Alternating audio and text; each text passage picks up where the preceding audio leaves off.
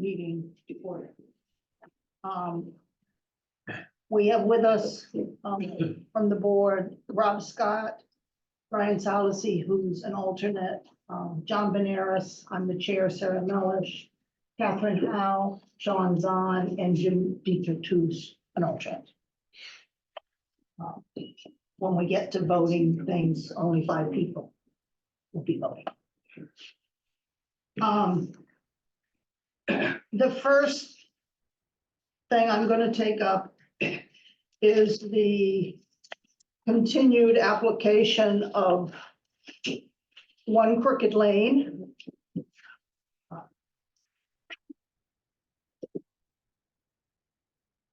I will open the continued public hearing for the application of Lindsay D. and Vladimir Wichushny.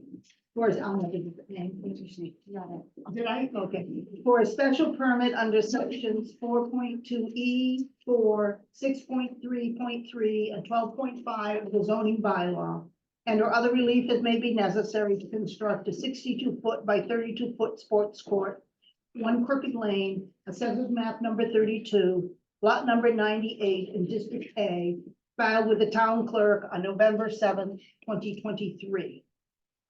I believe Mr. Glovsky is here on behalf of the applicants to request a withdrawal of the application without prejudice. Mr. Glovsky? That's correct. In response to concerns of the neighbors, the Ratushnys decided that the appropriate thing to do at this time was to withdraw their application without prejudice. And if at a future point they're able to address those concerns, they would reapply for the sports court, the special permit. Thank you, Mr. Glovsky. Any questions of the board? With that, I'll make a motion. I move to close the public hearing and approve at the request of the applicants withdrawal without prejudice of the application of Lindsay D. and Vladimir Ratushney for a special permit under sections 4.2.E.4, 6.3.3, and 12.5 of the zoning bylaw, and or other relief as may be necessary to construct a 62-foot by 32-foot sports court, 1 Crooked Lane, assessors map number 32, lot number 98 in District A, filed with the town clerk on November 7, 2023. Do I have a second? A second. Sean seconds. Thank you. Any discussion? Take a vote. Rob? Yes. John? Yes. Catherine? Yes. Sean? Yes. And Sarah votes yes. Thank you.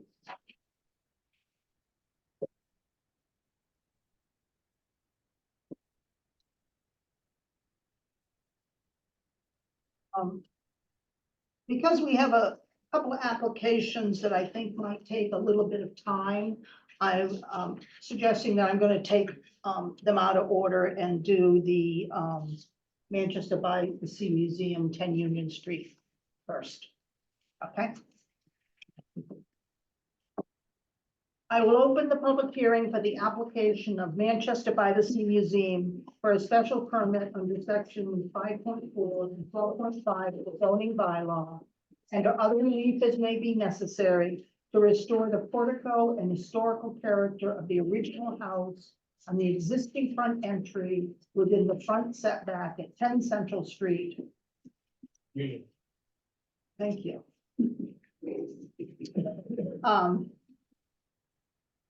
Mess that up.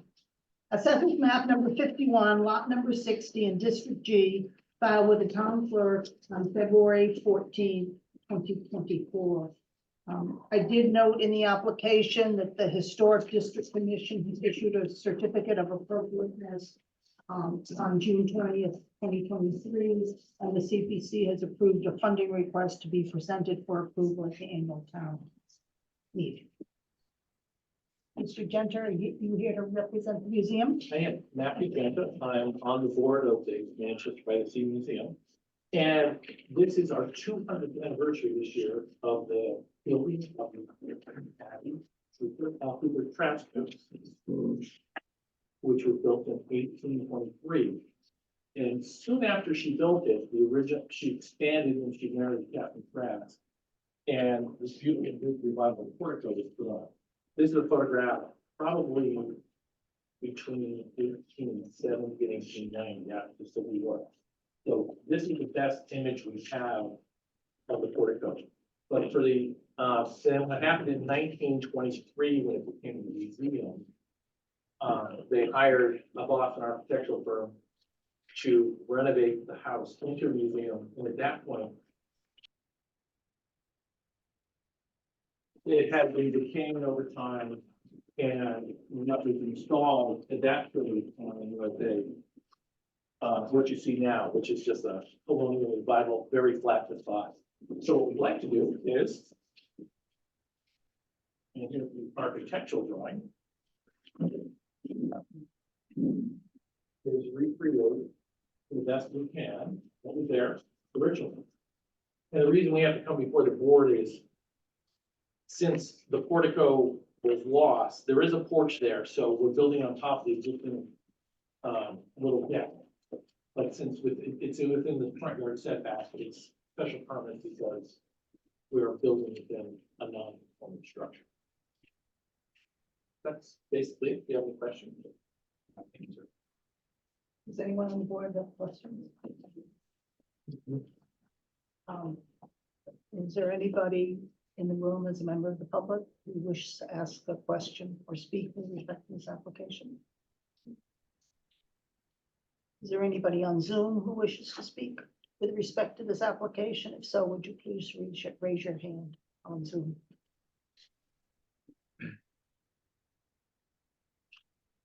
Seeing nothing. You ready for me to make a motion?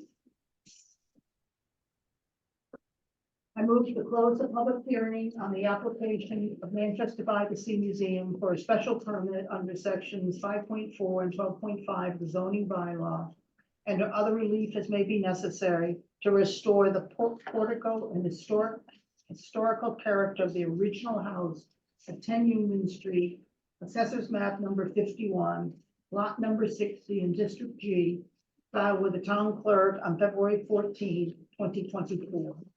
Based on a finding, the restored portico is in harmony with the purpose and intent of the bylaw, will not be substantially more detrimental or injurious to the neighborhood in which it is located than the existing non-conforming structure, and the requirements and conditions under section 12.5.2 of the zoning bylaw, the grant of a special permit have been met.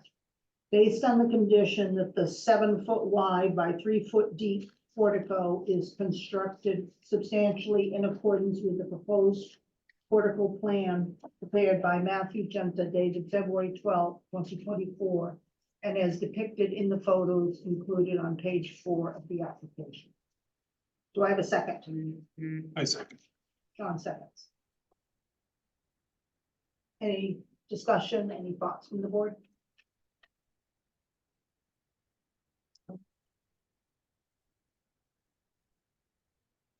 I'll take a vote. Rob? Approved. John? Yes. John? Approved. Catherine? Approved. And Sarah votes yes. Who would like to write this? I can write it. John. I'm due. Who would like to review it? I'll go ahead and remove that. John will review it. Thank you very much. Thank you. You're all set. Thank you. And it will be written within 90 days. Thank you.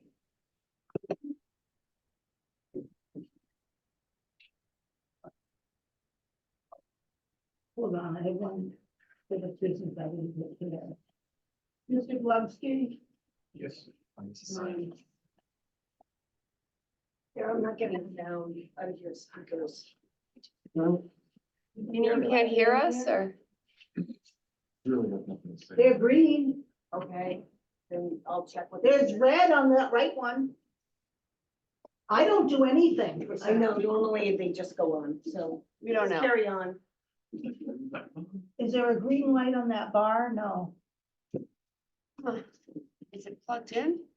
Well, there's a, you can, Can they hear us online? Can you hear us? Tim, can you hear us? Tim, can you hear us? I can hear you. We're okay, fine. All right. Thank But I you. don't know if you're recording. The recording is looking red at the moment. This bless you. Well, maybe 1623 is recording it directly. We're recording. recording. Yeah, I'm just not getting sound through my headphones. You plug them in? there's no green light on that, so it's gotta be connected properly. I don't know. Oh, Usually red's not good. oh, red is. Yeah.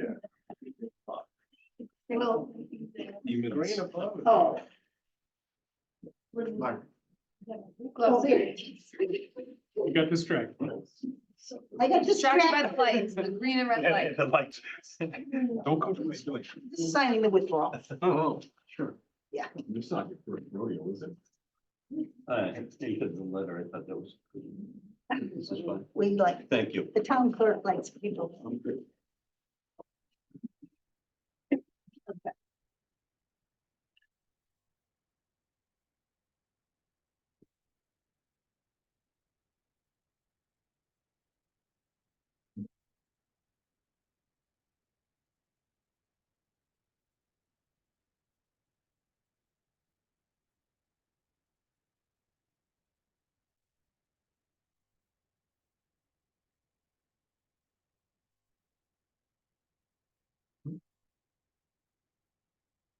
Good.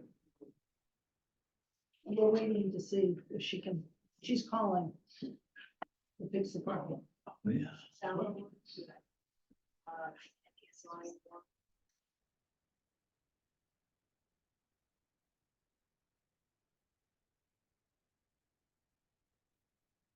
I have no sound off, so I can't listen to you.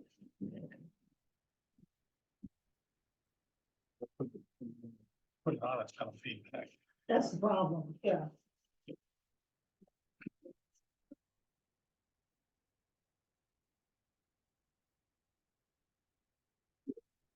It's gotta be on her, and yes, I mean, if it's going through Zoom, it's. They're hearing it on Zoom already. Tim, can you hear us? Yeah, they said they could hear us. Gail said Said she could hear it. yeah, so it's not on there. Can you talk? I'm just trying to check the sound. Nick Collins, can you hear us? No. Yes, I can. I can hear you. You can hear us, Yeah, it we just can might hear not you. be being recorded. We can hear you too, and the recording looks green to me. What happens if it's not recorded? It's being recorded. 1623 is recorded. She can't hear anything. Oh, probably like that. No, piece of steel also fell through the tower substation. Yeah. Sarah, can you just activate record on that? Well, Can you activate Wasn't me. record from your, on the host? I have to have people on it, Yeah. Yeah. and then I get feedback. Yeah, screwed my whole day. Who's the contract? Suffolk Night. Suffolk Night. So they're doing it together. The name's on everything. Well, you want to keep going? So it's Crane X. There's a Crane X with a piece of steel. Go the curtain. No.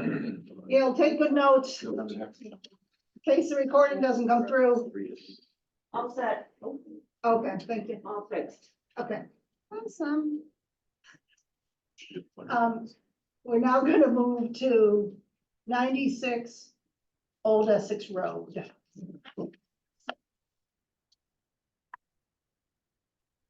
I will open the public hearing for the application of Timothy Collins on behalf of 96 Old Essex LLC for variance under sections 5.4 and 12.3.3 of the zoning bylaw and other relief as may be necessary for relief from the minimum frontage requirement to create a second lot on an existing conforming lot where the new lot would lack the minimum frontage requirement.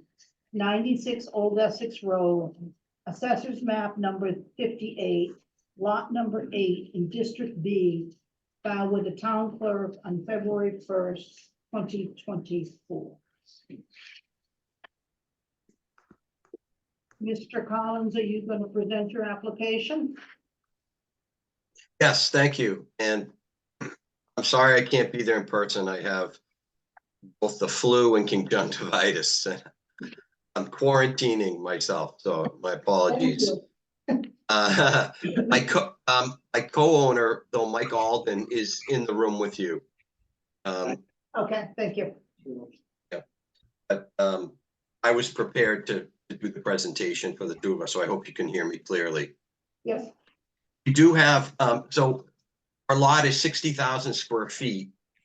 And the minimum lot size in this particular zone is only 15,000 square feet. So it's 4 times the size of the minimum lot requirement. And the main hardship is that it is a long and narrow lot, blocking out all of the backland from development without a variance. The request, if you can see the site plan, we're actually going to request to carve 60,000 square feet into 3 portions. There's lot number 1, where the existing houses will be conforming in every way. House is right up on the street. It'll be 15,000 square feet plus. It'll conform to all the setbacks. It'll have the minimum frontage requirements. That's lot number 1, completely conforming. Lot number 2 is where we need the variance. This will be not a pork chop, shape, but more like a popsicle. It'll have a long, narrow piece of land with frontage that runs back and then turns into, a big acre-sized lot where a house could be built, and that's indicated as lot number 2.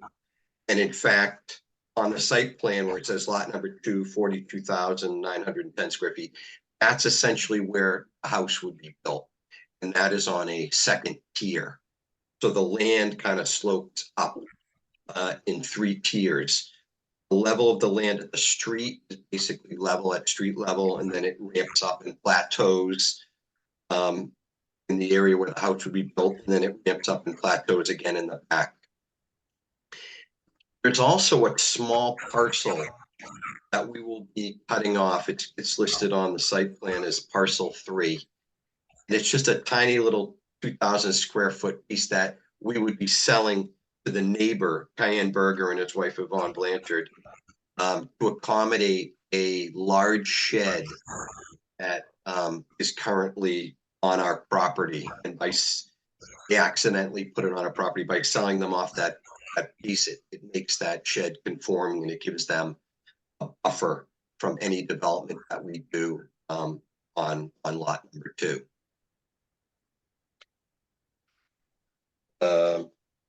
Trying to think here. So the important thing I think to note with regard to how this may impact the neighborhood and why we believe it'll have little to no impact is that the access to lot number 2 would be by the existing driveway. We're not creating a new driveway. We're not creating a curb cut. There is an existing driveway that has been used by the previous owners of this lot for 50 years to support their landscaping business. So that driveway already exists. Their landscaping equipment back there, they would dump debris, leaves, brush from their landscaping jobs back up there. And we, of course, would not be using it for any commercial businesses, but the house that we propose to be built back there would use that existing driveway. So no new driveways or curb cuts are needed. And that is an existing functioning driveway. The way that we get to a 12-foot wide driveway, which is what it would be, is that the 4 feet of land of frontage that would belong to lot number 2 would be added on to, but with an 8-foot wide use easement to provide a total of 12 feet for that driveway. And I believe 12 feet is what you need to get an emergency vehicle back to the property. So it would be 12 feet wide, and the 2 houses that exist, the slab ranches that exist there at 96 and 98 Old Essex. Both are set back a little bit from the property line. And neither of those houses actually have any windows on the sides of the houses that face the driveway. This is an additional point of minimal impact. We've driven our cars and some equipment back there over this past year. The neighbors didn't even notice that we had been doing that because they have no windows on that side, and they largely live on the right side. Another thing to point out is that our house at 96 Old Essex is one of 3 slab ranches right in a row at that section of Old Essex. At 94 Old Essex is to our left, and immediately to the left of that lot is a long road. It's very narrow. It looks like a driveway from the street that services, I don't know, 6 or 7 houses up in the back there. To the right of us, 98 Old Essex, immediately to the right of them is another long driveway that leads to the back area and has 4 houses on it. And so for us to use a long driveway to access a residential property in the back would be very consistent with what else is happening on this street and also in many other areas throughout the town. These kind of workshop sized lots exist throughout the town to no detriment to the community. And in many cases, very stately homes exist with these long driveways. And because we're a historic town, we didn't have the benefit of having a town planner plot out our streets north and south, and our avenues east and west, so that we could gain access to all the buildable land. We've got old streets that were cart paths and such, and so without the variance to approve these minimum frontage requests, you can't unlock these buildable lots. I know many of you were at the site visit this weekend. That's a beautiful piece of land up there, just begging for a house. And we would ask that you, as you have in the past, approve this variance to allow us to create this 1 acre lot for building a house. If I can just add one more piece of, I'm sure I've gone on too long, but I was in front of this board 3 years ago, and with the same request. I had a big piece of land, and I asked for a variance to split it in half, split it into 2, which would create one totally conforming lot and 1 non-conforming lot. And it was non-conforming for the same reason. It lacked the minimum frontage. And you approved that variance. And since then, a house has been built there. That house was on House Hunters on HGTV. And it's a modest size house. It's not a McMansion. Sold for 1.77 million. And the neighbors are delighted. I mean, it was a good example of how to use a variance to unlock, valuable property. And this town needs housing. And what we're talking about here is single family housing, which nobody has a problem with in this town. When you come to some of the higher density multis, and there's more conversations and discussion. But when it comes to adding single family homes to this town, it's within the character of the town, and we need housing. And not on the other side of 128, I'm talking. We need housing on our side as well. I think that's it for my presentation. Okay, thank you. Questions from the board. Rob, do you have any questions for Mr. Collins? Any comments? No. Brian, Not at this time. John, I don't have any questions. do you have comments? Well, I just think that,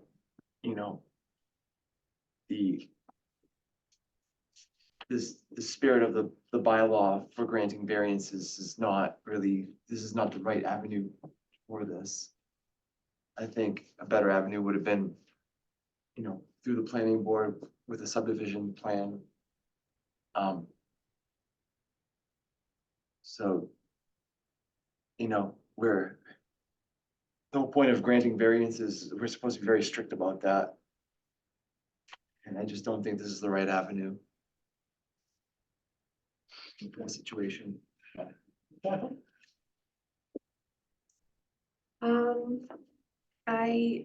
I don't really have any questions for Mr. Collins at this time. I may have some questions for board discussion, but I Okay. can hold those. Sean, I don't have any at this time. Jim, What's the hardship? You go. okay? We haven't heard the hardship yet. Mr. Collins, what's the hardship?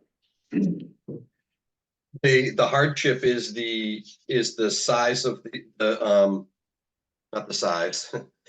It is the dimensions of the lot. That it is a long, narrow lot that doesn't provide me the ability to obtain the minimum frontage needed. So it's a, Isn't that the purpose of the bylaw? I don't know what you mean by that. Well, the purpose of the bylaw was to have a frontage requirement so that you couldn't create pork chop lots and to cut down on the density and the amount of development that occurred. My other question would be, is my understanding is the Forest Street situation was a completely different set of facts. It was not asking for a frontage of 3.9 feet.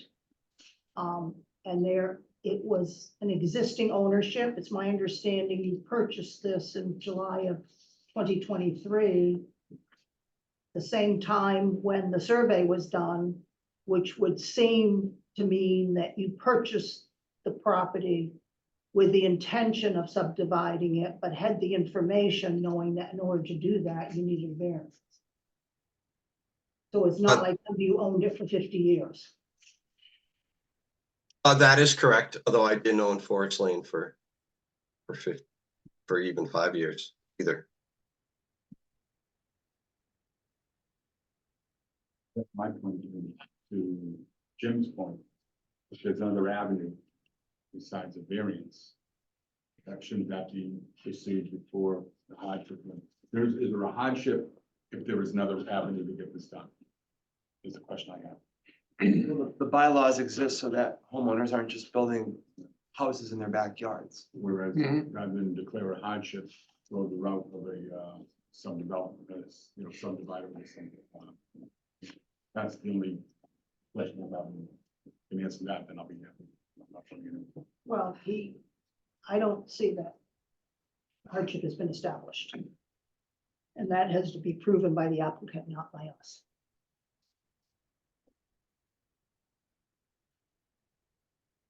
Can I just make a quick question or comment? Yeah, so would you just state your name and Sure. address? Yeah, my name is Mike Alden. I'm Tim's business partner. Okay. At 96 Old Essex. My only comment was as Tim pointed out, right? In sight of our house, there's the same exact thing, long driveways that have gone back to much larger developments than what we're proposing. I'm not sure the exact dimensions of the driveway, but it seems to me that that's happened quite frequently. I'm just curious if that was done by subdivision or if that was done by the process that we're proposing now. I don't believe it would have been done by a variance. It may have been done by a subdivision. I don't know the age of those houses. I don't know when it was done. I don't know if it was before zoning existed. We do have pork chop lots in Manchester, but for the most part, they were because they existed prior to zoning. I have one next to me, and there was a little tiny house on there next to Story High School long before zoning went into effect. And so therefore they were allowed to use a special permit to rebuild on that lot. I think it's different when you're trying to create a new lot that's in effect not a developable lot because it doesn't have the frontage. And there's certainly a certain expectation on behalf of people in the neighborhood that if the lot's not developable, that it wouldn't be developed unless it went through a subdivision. Okay, thank you. I know we did get signatures from most of the neighbors. It said that they were. It doesn't seem to agree with the information that we've been receiving from the neighbors. It seems that there is according to the emails that I've read, and we have copies of them, and I guess they'll be introduced by the chair.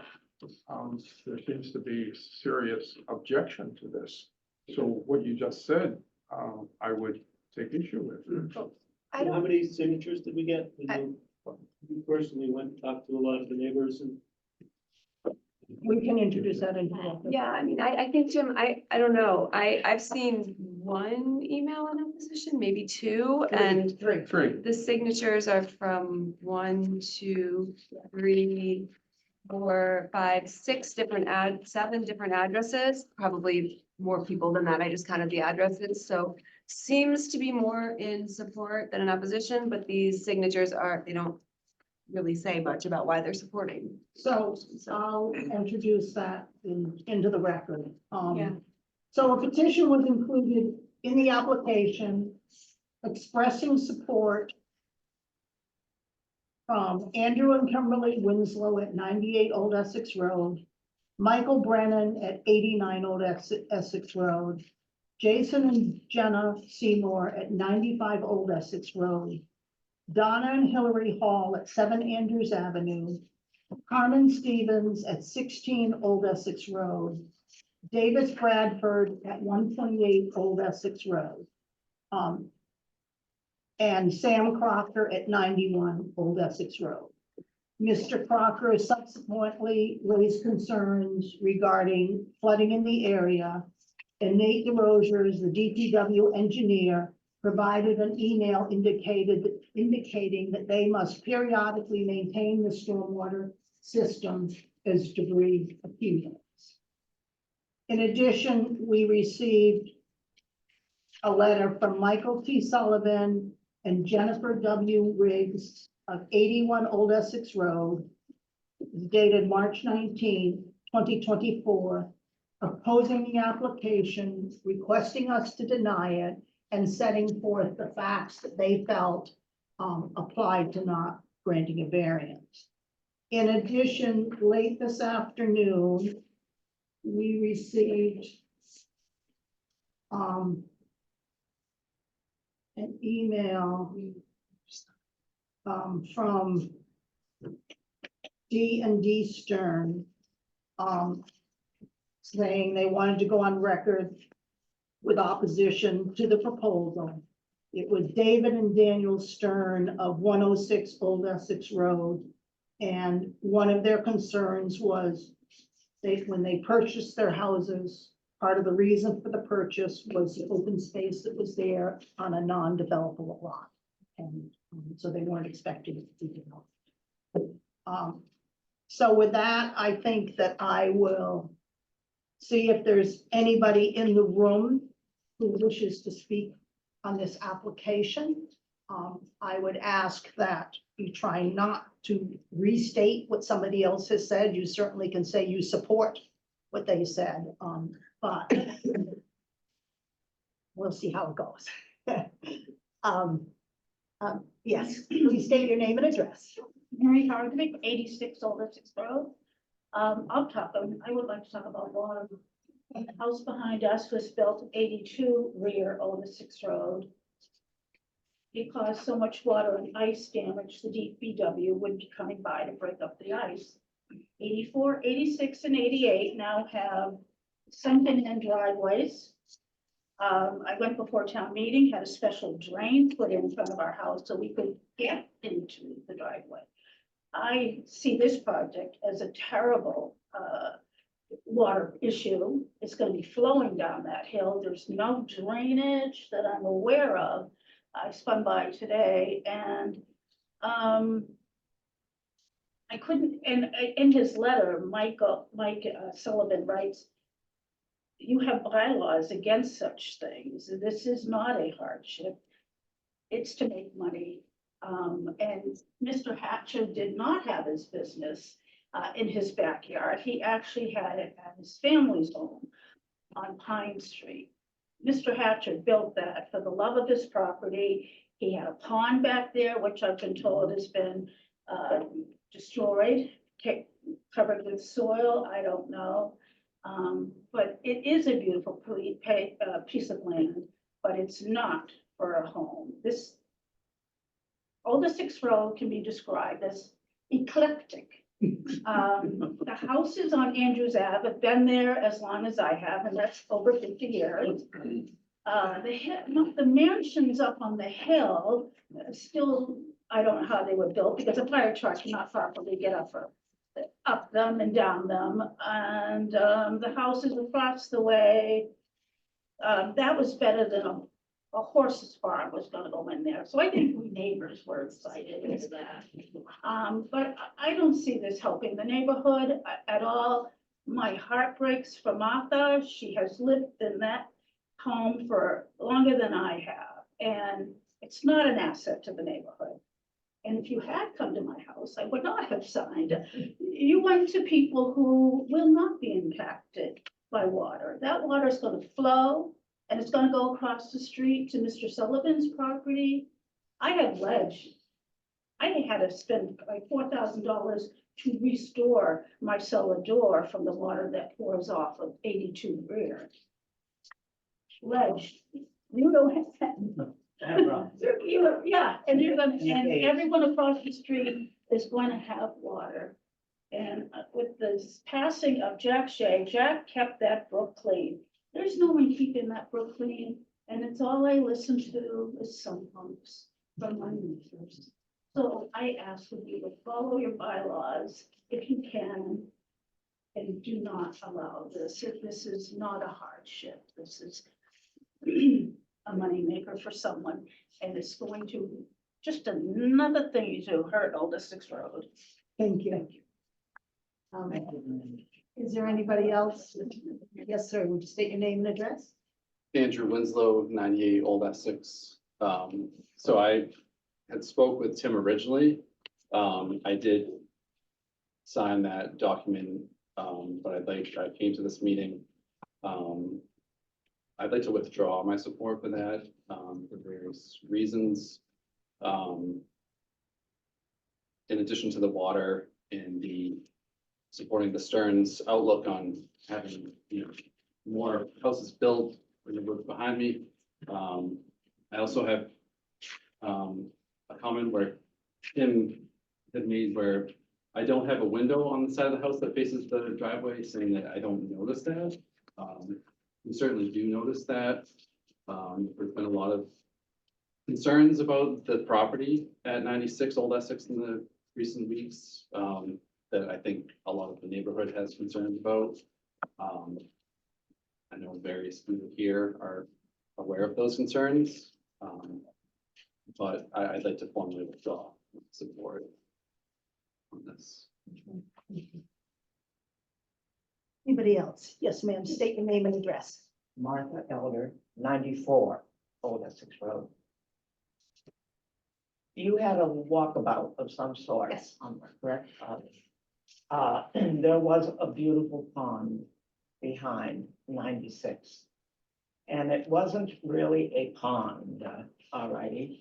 It was man-made by Bill Hatcher, who lived in 96 Old Essex Road. And it was for the overflow of water that comes off the rocks. And I'm a lady with the rocks and the caves, okay? And it comes, and I'll tell you, there's some beautiful, beautiful shots. When it really rains, I've got waterfalls in my backyard. And he tried, I do believe, to be sure when he filled in the pond, which he did, and he put a pipe system, okay, of some sort. It reminds me of a French drain. And Bill had a waterway, a small little waterway between my property and his property. And it was working just fine and dandy. And I will have to admit, everything is fine now, but we haven't had anything to prove, okay, that if is going to continue to work without any big rains or snow building up and what have you. So I would like to know if the conservatory, conservation, if the conservation people has any opinion in regards to this application. That would be something that's completely separate from the ZBA. One of the requirements is that we can't predicate our decision on what any other board may or may not Very well, thank do. you. Thank So, and I don't know whether that's within the jurisdiction of Concom or not. But if it is within their jurisdiction, then I'm sure they would be notified. I'm sorry, but I just can't support this at all. I just, I don't know what next winter's gonna bring. And I've lived there for 55 years and been extremely grateful for living there. And hope it keeps up. But I can't support this measure. Thank you. Yes, ma'am. I'm Lisa Watkins on 103 Old Essex. I just want to not support the building, but support the opposition and the statements that were already made about the lack of hardship and the slippery slope for me to cut my lawn and build a house in front of my lawn and request a variance, and that could trickle all the way down to our neighborhood. So I'd like to oppose this request. Thank you. Anyone else? Yes, ma'am. I'm Jennifer Brennan at 89 Old Essex Road. My husband, Mike, actually signed the letter of support, but for all the reasons we've spoken about, we would also like to withdraw this.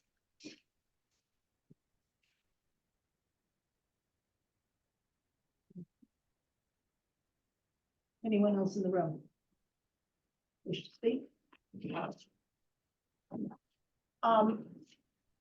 Is there anybody on Zoom who would like to speak to this application? If so, please raise your hand so we can recognize you. I see David Stern. Would you please state your name and address? Hi, David Stern, 106 Old Essex. And I'm just going on record in opposition to the variance. In August, my wife and I first heard of Mr. Collins' intentions to divide the lot and build a second home when he approached our neighbors requesting support to tap into our utilities and construct a new driveway that would join into our existing shared driveway that serves the 4 homes at 100, 102, 104, and 106 Old Essex. I speak only for my wife and myself tonight, but I'm comfortable sharing that Mr. Collins' vision was unanimously rejected. 5 months later, I again, through the neighbors, heard that Mr. Collins was requesting approval for a new plan to divide 96 Old Essex into 4 lots this time and to build a second home. And again, this failed to garner any of our support. Just listening to this meeting, I'm getting new clarity on the actual plans.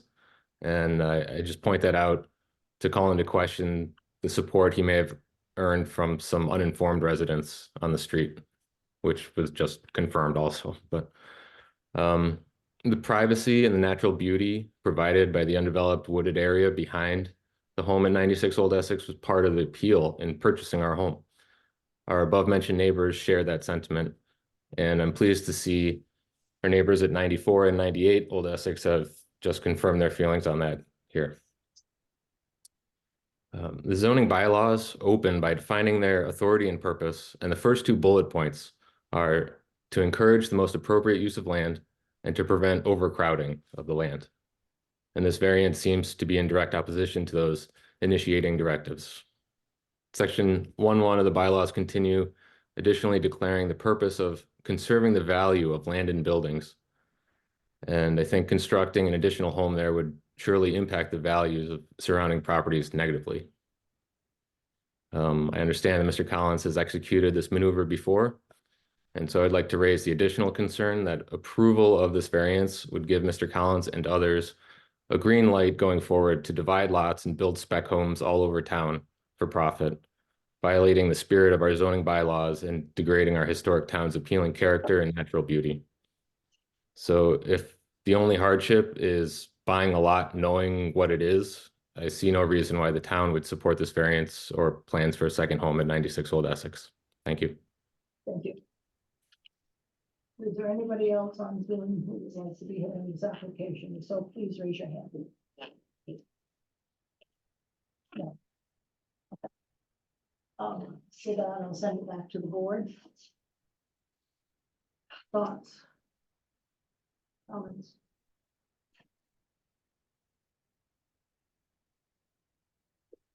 John? Sarah, may I speak?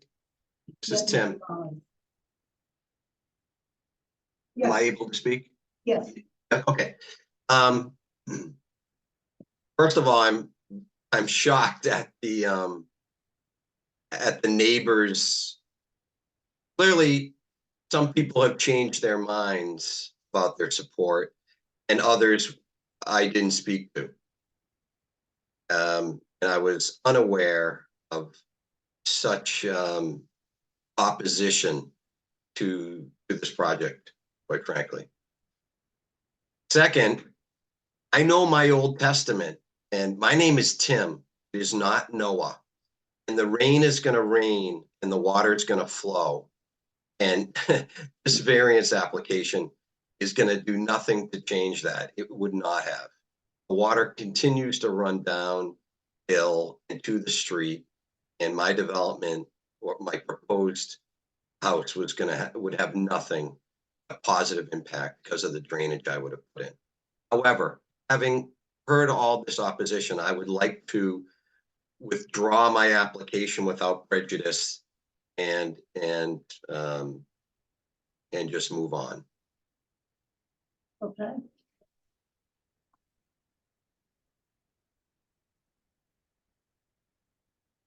Any comments from the board on the request to? Withdraw? Nope, just, we appreciate it. Okay, I'll make a motion. I move to close the public hearing and at the request of the applicant to approve the request to withdraw the application without prejudice for a variance, create a second lot without adequate frontage at 96 Old Essex Road, Assessor's Map number 58, lot number 8 in District B, filed with the town clerk on February 1st, 2024. Do I have a second? A second. Sean second. Any discussion? Then I'll take a vote. Rob? John? Approved. Sean? Approved. Catherine? Sarah approves.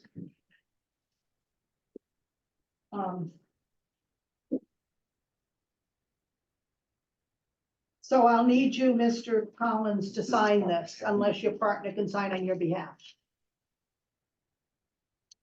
Yeah, that's fine. Mike's a co-owner. He can sign on my behalf. Okay.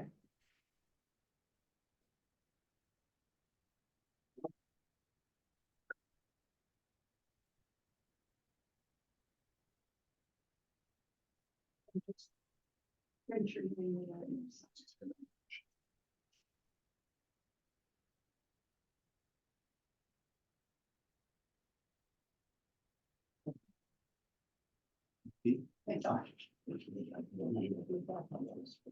Sorry. You guys.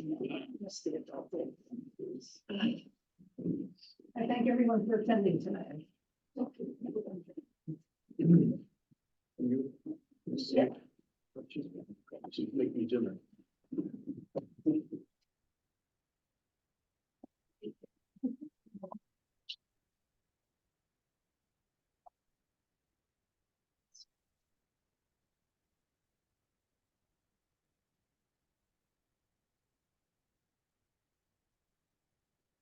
I'm now going to move on to 26 Proctor Street. I hope you're not feeling lonely. Like, ask them to come back in. I will open the public hearing for the application of Charles William Epps III and Caitlin Connolly Epps for a special permit under sections 5.4, 7.2, and 12.5 of the zoning bylaw and or other relief as may be necessary to increase the existing non-conforming coverage by structural and impervious surfaces, and a variance under sections 5.4 and 12.3.3 of the zoning bylaw, and or other relief that may be necessary to allow the connection of a conforming accessory structure to the primary residence to make it accessible for a disabled child at 26 Prospect Street, Assessors Map number 16, lots number 19 and 24 in District E, filed with the town clerk on February 20th, 2024.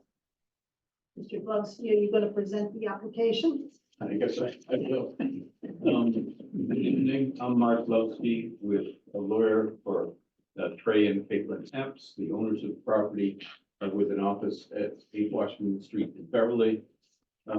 Sadly, the Epps couldn't be here tonight, but I think they're joining us virtually together with their architects who also couldn't be here tonight, who I believe is joining us virtually, Garrett Goodrich and Mike Tardamello. Here, Goodrich is on, They're from Patrick. and Trey, the Epps are also on, yes. Okay. Most of you attended the site visit last Saturday, so I think you're familiar with the existing physical conditions. The site plan before you indicates the property is a non-conforming lot in District E, which requires 90,000 square feet. The subject property has 36,333. It's a lot that was built on more than 100 years ago. After its original configuration, it was added on to the area in the back where you saw the swimming pool was acquired later. And so the lot has grown, but it hasn't grown up to 90,000 square feet. So it's a non-conforming lot. The structures on the lot are also, as I said, at least 100 years old. There's a 2-story barn garage building, which is about 20 feet from the existing house. You saw the existing conditions. The garage is non-conforming. It is currently 3.5 feet from the side setback and 3.6 feet from the rear. What this project anticipates is the connection of the garage to the main dwelling by a 20-foot connector that the architects can describe better than I if need be. But by doing that, the garage building becomes a part of the primary structure. So consequently, it is a situation that now necessitates a variance because the setback requirements for the main dwelling are higher than they are for an accessory building. So in this case, the side setback is 20 feet, and we only have 3.5 feet currently. That would have been fine if we didn't connect the garage to the house, but by connecting it, when we need to comply with the 20 feet, we obviously don't, and consequently, we need a variance in that respect. We also need a special permit for modifying the non-conforming house on a non-conforming lot. The house itself is currently 4.7 feet from the rear setback. As you know, if you have an existing single-family non-conformity, you can make that condition even more intense without a variance. So in that case, we would need a special permit because by connecting the house to the garage, the house becomes closer to the rear line than the 4.7. The 4.7 related to the dwelling portion of the improvements. The 3.6 relates to the setback of the existing garage. So the house itself will obviously get about a foot closer to the rear line, and that requires a special permit. Lastly, the lot coverage by structures and impervious surfaces is limited to 25%. The existing conditions exceed that. There's 9,761 square feet of lot coverage, which equals 26.9%. And the improvements that we're proposing would increase that 9,761 to 10,108, thereby increasing the lot coverage again from 26.9 to 27.8, which requires a special permit. So we need multiple special permits in the variance in order to complete the project.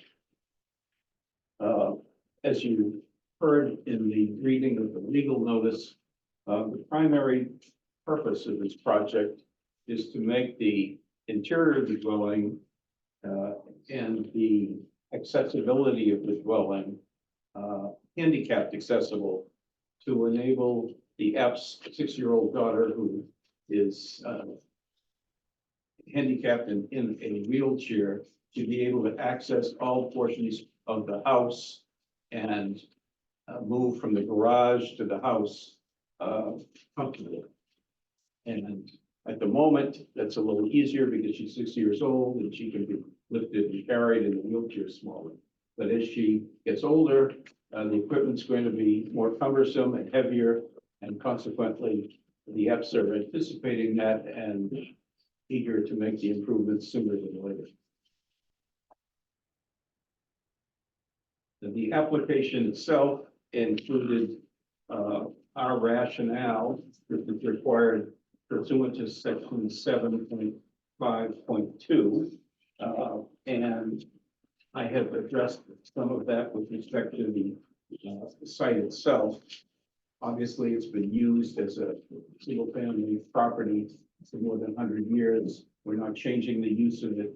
It certainly has adequate frontage and distance from existing improvements without the need of any special relief.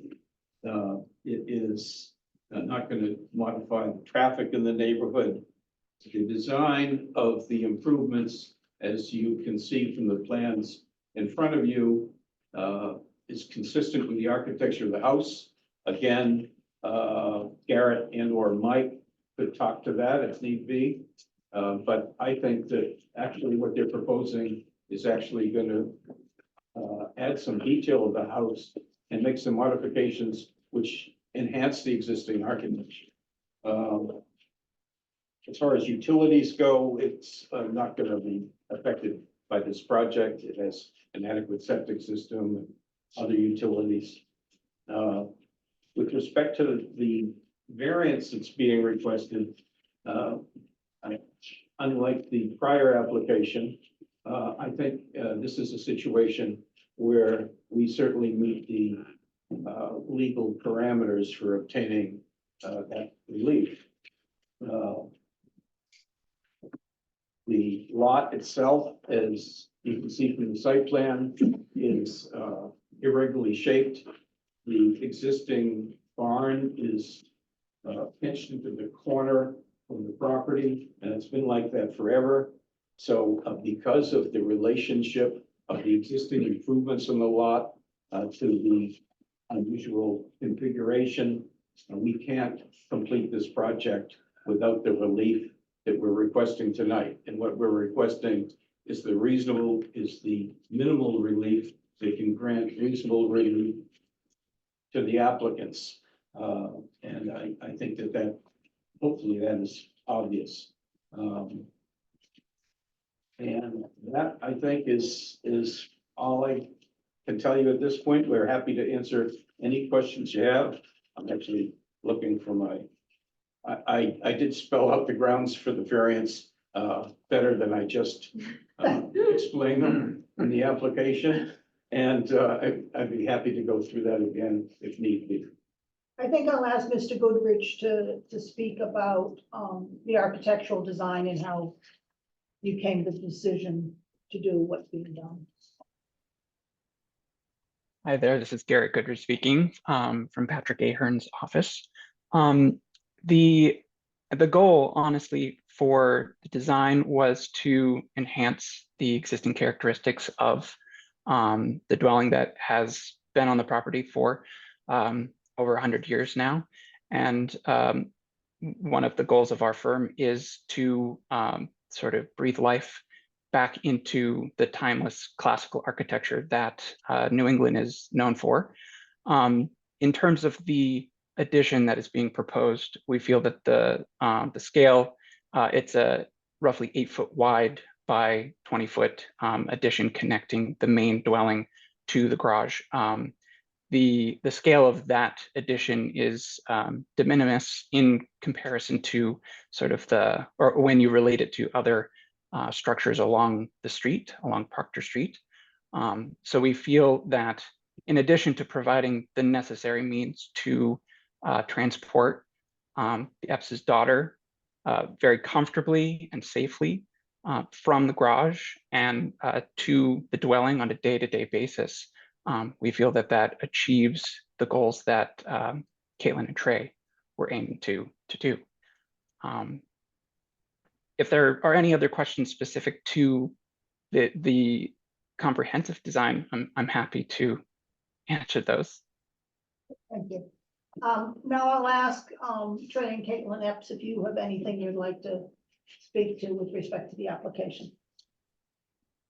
You know, I think as we kind of walked through during the site visit, a lot of what we're trying to deal with that connection in particular is the fact that getting Avery out of the home to the driveway level currently requires us to either carry her or bump her down in her wheelchair down 4 steps. And as she grows and likely loses ability given the progressive nature of her disease, as we know so far by our research team at MGH, who's been incredible,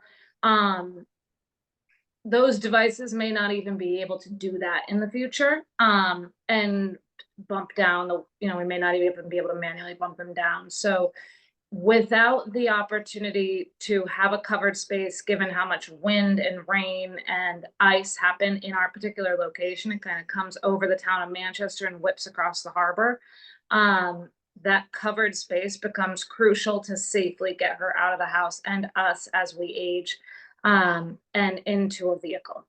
And so that is where we are seeking this variance for that. As far as the rest of the opportunities, that is really about quality of life and being able to access her home and her family while at home, which should be the most accessible place and currently isn't. At the moment when she can move around a majority of the first floor of her home, she cannot go upstairs with her wheelchair. It does not fit. And so with the nature of an old home means that the hallways are extremely narrow. So that's where we really took to one of the most important decisions we made was who was our architect going to be and how could they really honor the history of the house and what this street used to be and who were the families that really built these original homes. And that's something that Patrick Ahern and Garrett and Mike really do. I mean,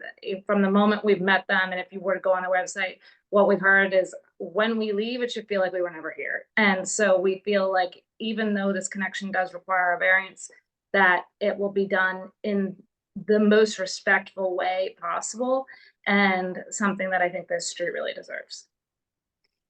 Am I correct that there's a lift in the connector? That's correct. Sorry. That's correct. There will be within the connector, lift. there will be both stairs for access as well as a lift. Yeah, we tried to do a ramp, and that was why we ended up at the width of the connector that we did. We tried to do a ramp. It was far too long for anyone to reasonably use, and especially given the progressive nature of Avery's disease, we felt like the likelihood of her gaining strength was minimal. The likelihood of her losing strength was far higher, and subsequently even potentially moving to a motorized wheelchair. And so then the idea of having to continuously migrate up a 30-foot ramp, given the height difference of the house to the garage, just seemed silly, and that lift would make the most sense so that she could transition from the car garage into the lift up to the house level, and then everything once in the home would be zero threshold as well. So there will be a lift next to stairs. And that was kind of the need for the added width of the connector. Questions from the board? I would just add Oh, yes, Mr. a couple of things if I may. First off, I think you received some communication from most of the neighbors. Before the EPS dove into this project, they wanted to make sure that the neighbors were buying in. And they've kept the neighbors abreast throughout the course of the process. And consequently, I believe you have letters or emails from almost everybody. If you don't, I have copies here. We have They, an email from Peter and Catherine Creighton of 6 Ashland Ave, and one from Chris Poole and Georgia Pendergrast of 29 Proctor Street. I don't believe we have any others.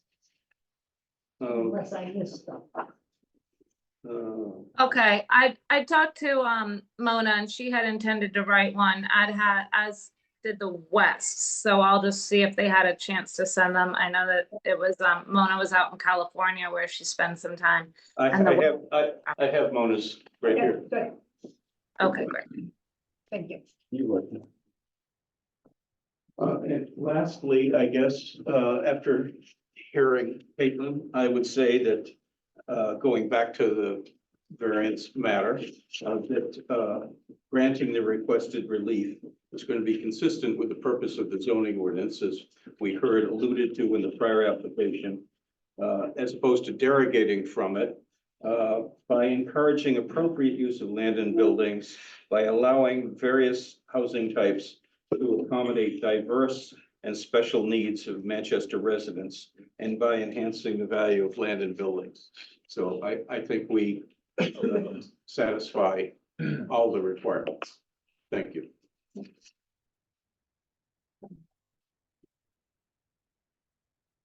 And you chose to apply for a variance rather than a request for reasonable accommodation. Yes. Okay. Is there a reason for that? No, other than it seemed appropriate under the circumstances. Questions from the board? Rob, do you have any questions, comments? It's pretty straightforward. I mean, one of the largest parts of my job is ensuring accessibility, and happy to have the opportunity to do that here today. Brian? Yeah. No, I'm good. Jim? I have no objections to it. I would like to point out that this work that's proposed, should the EPS at some point vacate that property, would not have any effect on the house or the surroundings. And I think, so what they're doing is long-term a very good thing. It's actually improving the property. So I would support it, of course. John? Yeah, I have no comment. I think this is a thoughtful and well laid out project that's asking for reasonable relief. And I would agree. I think that they appear to have spent a lot of effort to do as much as they can to make it really accessible and do it with as little adverse impact to the neighborhood as possible. And I think they've showed a true hardship. Okay. Is there any member of the public on Zoom who would like to be heard? If so, please raise your hand.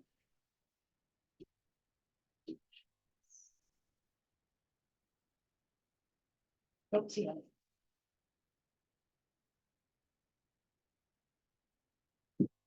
Ready for me to make a motion? And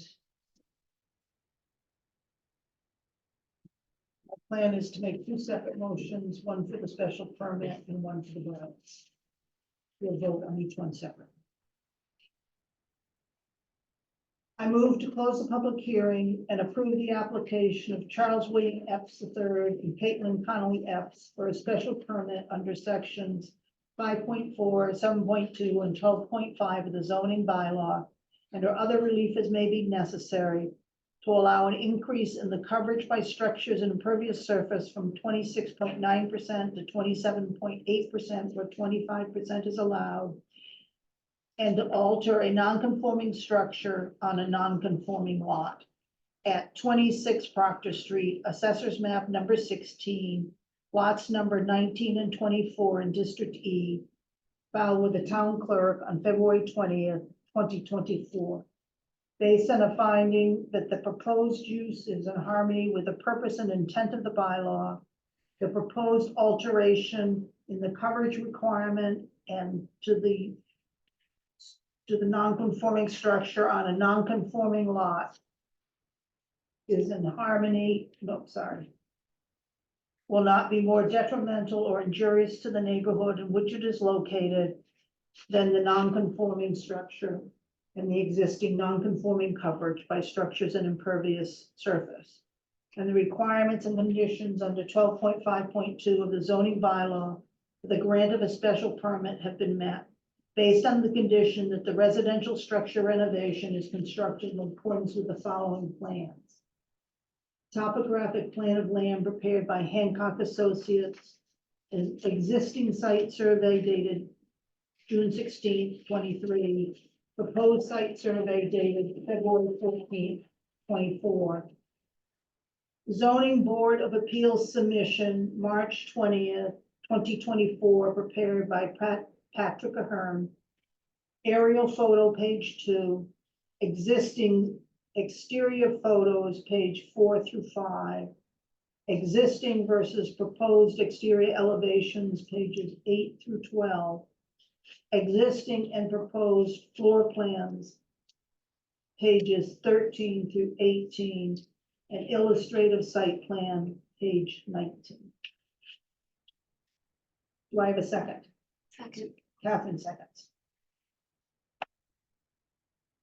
Any discussion? Take a vote. Rob? Approved. John? Approved. Sean? Approved. Catherine? Approved. Sarah votes yes.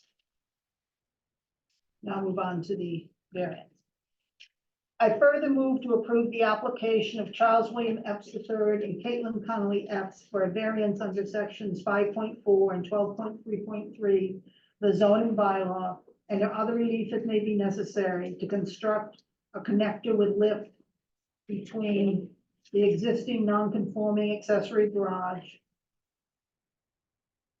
to attach it to the existing primary residence, resulting in a new non-conforming encroachment into the side setback due to the difference in the setback requirements for an accessory structure and a primary structure, based on a finding that the location of the existing garage, owing to circumstances relating to the shape of the land, especially affecting such land and structures, but not generally affecting the zoning district in which it is located, a little enforcement of the provisions of this bylaw would involve a substantial hardship, financial or otherwise, by not allowing the applicants to create an ADA compliant residence for their disabled young daughter, and that the desirable relief may be granted without substantial detriment to the public good, without nullifying or substantially derogating from the intent or purpose of the bylaw, based on the condition the residential structure renovation